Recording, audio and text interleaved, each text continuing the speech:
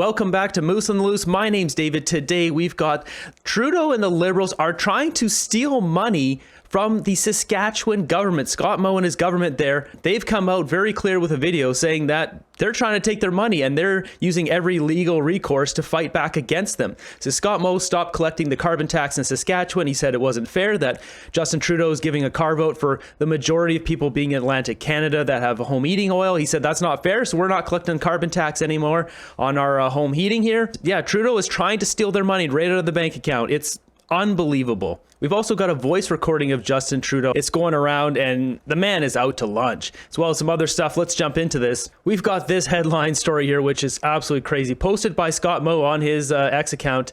The Trudeau NDP government is sending the CRA after the province's bank account, all because we're providing the same carbon tax relief on home heating in Saskatchewan they provided in Atlantic Canada. It's unfair and it's unconstitutional. Here's our response. Last fall, the Trudeau NDP government announced a carbon tax exemption on home heating oil, primarily for Atlantic Canadians. Our government said Saskatchewan families should receive fair and equal treatment. First, we asked the federal government to extend their carbon tax exemption to all forms of home heating for all Canadians. When they refused, we took action to ensure that Saskatchewan people were treated fairly by removing the carbon tax on natural gas and electricity used for home heating here in Saskatchewan. How did the Trudeau government respond? One Trudeau minister called it immoral. Another Trudeau minister said that if we wanted a carbon tax exemption, we should have elected more Liberals. And then they started with the threats. I can't believe they actually said that. That was that one Liberal minister. It's just crazy. It's so blatantly corrupt. Like, they're not even trying to hide it. They threatened to take away any rebates. They threatened fines and jail time. All because the Saskatchewan government was providing the same carbon tax relief here that the federal government was giving to other Canadians. Now, they're threatening us again with their favorite move when someone disagrees with them. They're sending the Canada Revenue Agency after the province's bank account. That's what they're doing. And the reason they're doing this is because we are providing Saskatchewan residents with the exact same carbon tax exemption as Trudeau is giving other Canadians. Other parts of Canada get tax relief, but we get our bank account garnished for providing that same tax relief. It's unfair and it's unconstitutional. Section 126 of Canada's Constitution does not allow the federal government to grab money from a province's bank account. So today, the province of Saskatchewan has filed an injunction to try to stop this unfair and unconstitutional cash grab by the Trudeau government. This is about fairness and the fair application of the law. The Trudeau NDP carbon tax should be taken off everything for everyone. But until that happens, your Saskatchewan government will protect our province and ensure tax fairness for Saskatchewan families.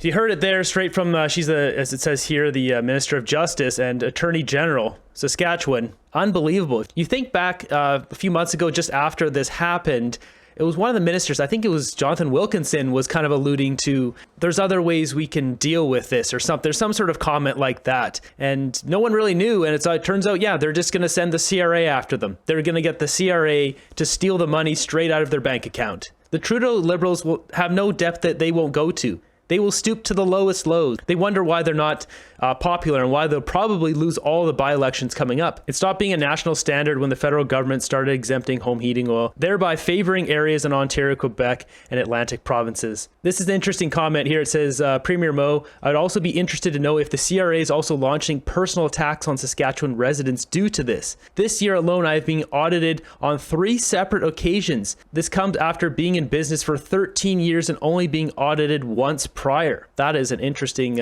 statement there. Move your money offshore like most smart citizens are doing.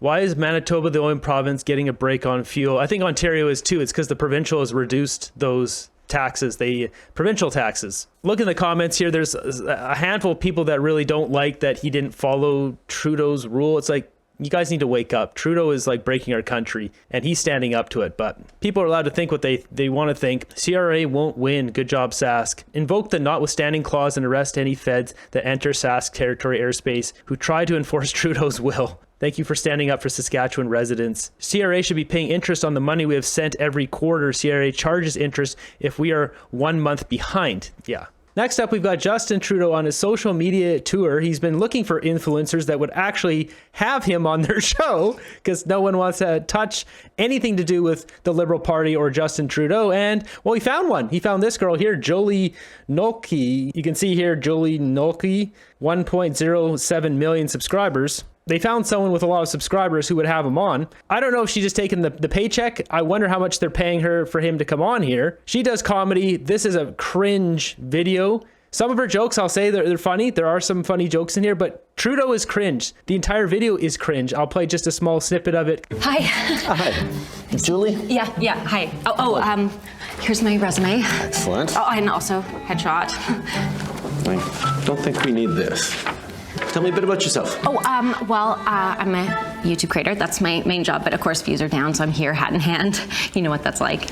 Okay. Are you able to start soon? You know, you'd have to move to Ottawa. Oh, I'd have to live in Ottawa by choice?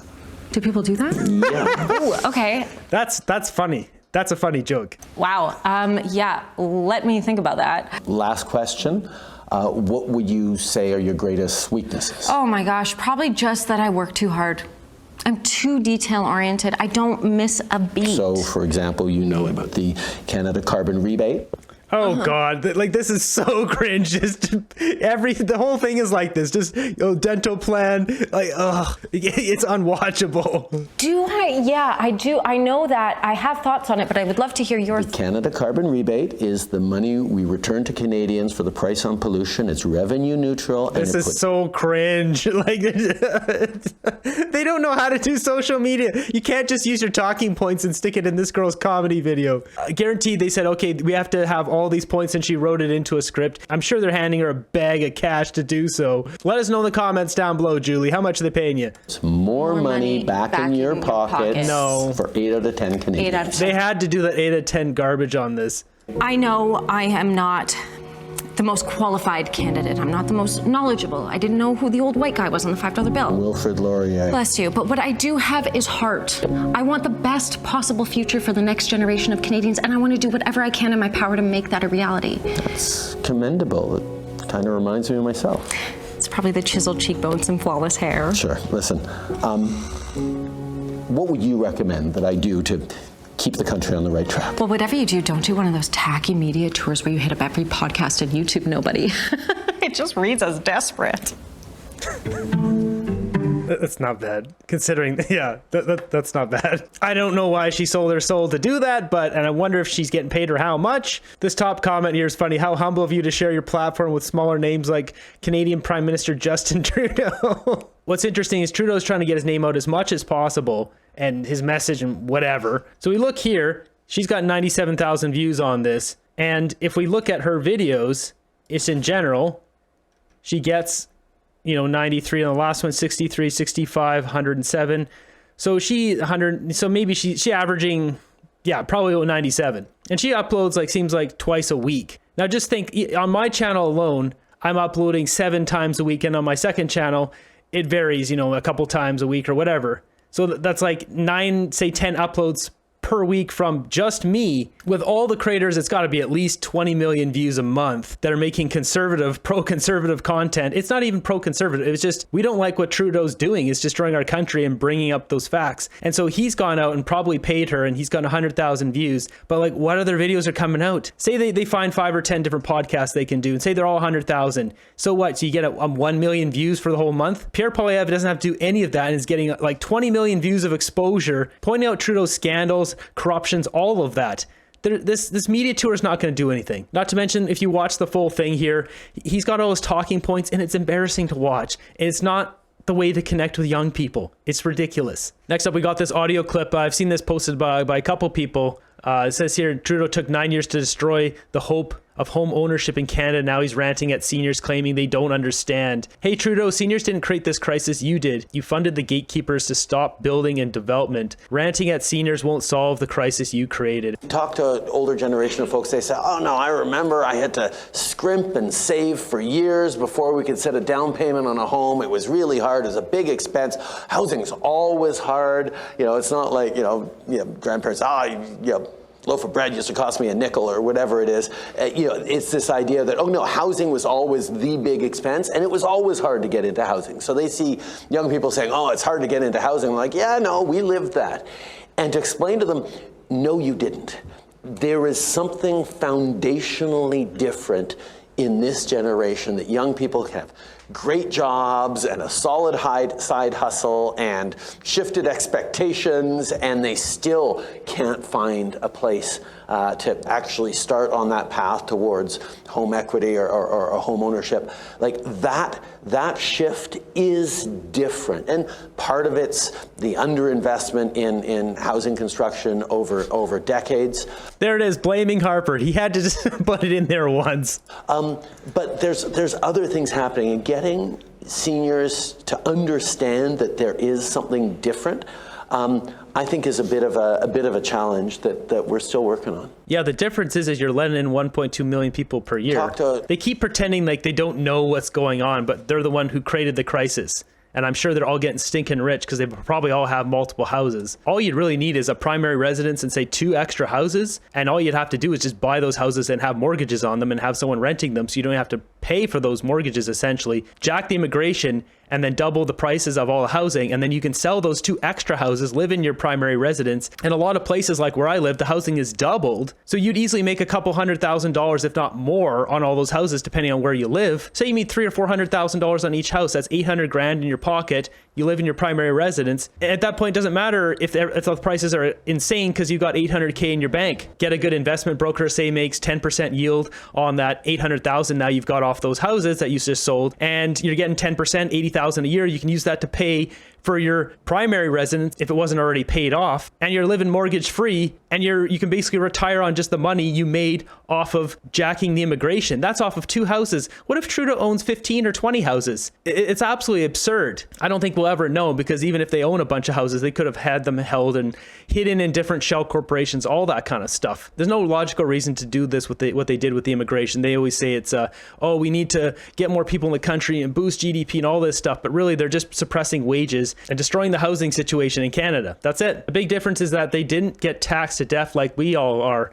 Property tax, income tax, sale tax, carbon tax, property transfer tax, fuel tax. Things are a lot different back then with the parents, grandparents than what's happening now. Something different is the Liberal government, the NDP government throughout Canada, regulations, laws being changed. Then the biggest kicker, let's triple immigration faster than ever before in history. It's different, all right, and everything different has been brought in by government. We've got this clip going around here. It says, 4 years ago today, I was handcuffed and jailed for walking on a public beach. So posted by Tamara Ugolini. So this is her story due to the world event lockdowns here. And this is her interview with Rebel News. Just remember, jailed and handcuffed for walking on a beach. A friend and I decided, a hot day like today, we were very overheated.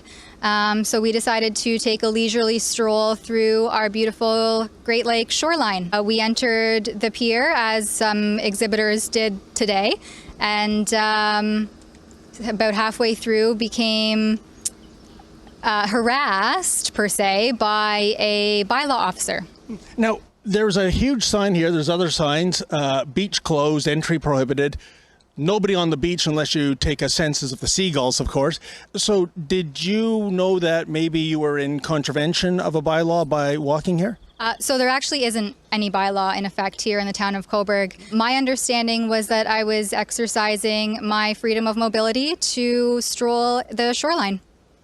Indeed, you sent along to me via email some land surveys, and I believe the border of the town, if I've got this right, it's where the lifeguard stations are, these huts along the beach. And basically when you go further than that and into the water, that is no longer town of Cobourg land. So Was that the basis on which you thought you were home free by doing this?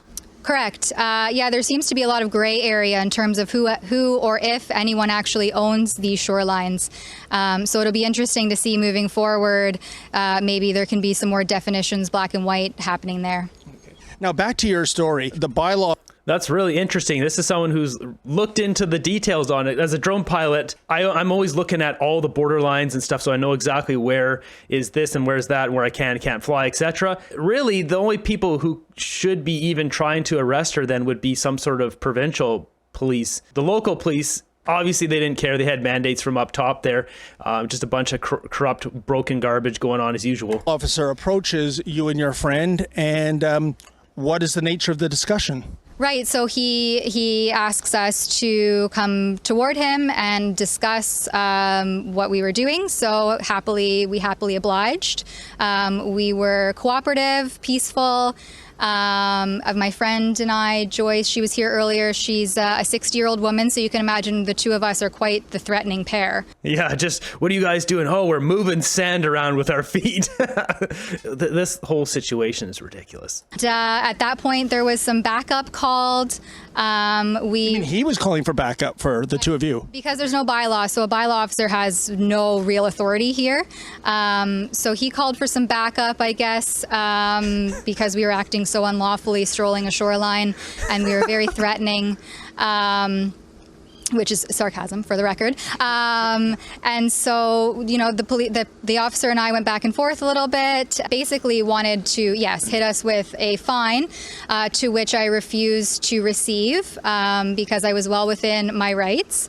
And my friend did receive the fine, but however, because I refused, the officers and I went back and forth for a few minutes, and eventually I was arrested despite not receiving any feedback as to whether or not I was actually facing an arrestable offense.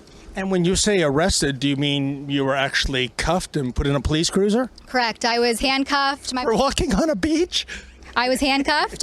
My belongings were taken, and I was held in a jail cell for about an hour and a half until I could speak with duty counsel. You walk on an empty beach, unless you include the seagulls, and you get arrested, handcuffed, put in a police car, and put in a cell? I mean, I can't connect the dots here. The bylaw officer, like, what's wrong with you, man? That guy needs to be fired. This cop should be fired. Like, this is all stupid. Even back then where they're all, oh my God, world event. Do you see a couple people walking on the beach? Like, just chill out. How is that bad? How is it It's like around here, they shut down the hiking trails. Why? They don't shut down the Walmarts, but oh, you might pass someone on a hiking trail. So that wouldn't happen in Walmart. You wouldn't transfer anything in a Walmart, but on a hiking path, that might happen. Our country's run by idiots, let's be honest. Jumping over to my group, let's see what memes we've got today. Leafs new coach with my unique coaching style, the cup will win itself. I think we saw this 1 month ago. Has Trudeau really won anything ever in his life by playing fair, or is it just all bought and paid off? Oh, that's gross. She's no Stormy Daniels, but again, I'm gonna get into that one. So this is Justin Trudeau, and I believe this is one of his students. That's all I'm gonna say. Here we've got a list of all the MPs who are abandoning Trudeau and will not run in the next election. Wayne Long, he came out very vocal about that. Ken Hardy, Lloyd Flongfield, Helena Jazak, Joyce Murray, Omar Alagabra, Anthony Rhoda. I wonder why, buddy. Why is Anthony Rhoda stepping down? Emmanuel Doomberg, Nathaniel Erskine Smith, Tony Van Bynen, Pam Demoff, Andy Fillmore, John McKay, Ken McDonald. Ken McDonald, we saw it from the Newfoundland Labrador. We just saw him like 2 episodes ago. Yeah, we're not playing that music. Car meetups, trying to look cool for social media. Yeah, I don't think that's allowed. I'm pretty sure you can't do that. Especially this is private property because it's a mall parking lot. Didsbury, Alberta. Resist government overreach, do not comply. Together we are stronger. Interesting. That's where we wrap up this episode. Let me know in the comments down below what you guys thought about Scott Moe and the Saskatchewan government getting their pocket picked by Trudeau. Trudeau trying to pick their pocket. This is crazy. You know, they were kind of quiet on it for a bit because they didn't want the bad publicity. Well, here it comes. They're just going to try to mug the provincial government instead. They didn't collect the money. Now they're just going to steal it right out of their pocket. So hopefully they're able to push back with that. They have the legal protection. It says right in the law there, they're not allowed to do that. So we'll see. But let me know what you guys think in the comments down below. Thanks for watching to the end of the video here. I greatly appreciate all of you. We'll keep fighting for freedom here. I'll see you guys in the next one.